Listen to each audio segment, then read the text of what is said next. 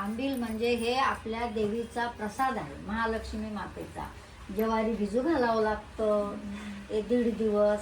मग ते पाण्यातून एका टोपलीमध्ये उपसून घेतात, त्याला सोकू पण घालतात.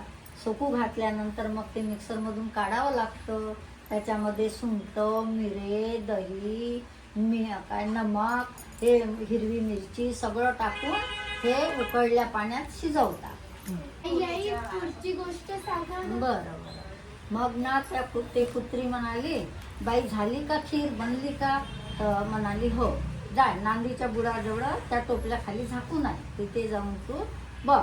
ते जाऊन पाहते तर त्याला सगळं खरट खुरट होते. तिने चाकून खाल्ली. तिने काय म्हटलं, बघ म्हणे, तू म्हणे सगळं मला आणून मागितलं म्हणे, मी आणून दिलं म्हणे. आता तुझ्या पोटातलं सगळं माझ्या पोटात येऊ म्हणे, माझ्या पोटातलं तुझ्या पोटात जाऊ म्हणे. मग त्या बाईला झाल्या हिला 2 सुंदर कन्या झाल्या पुत्रीला, आणि त्या बाईला 2 पिले झाले.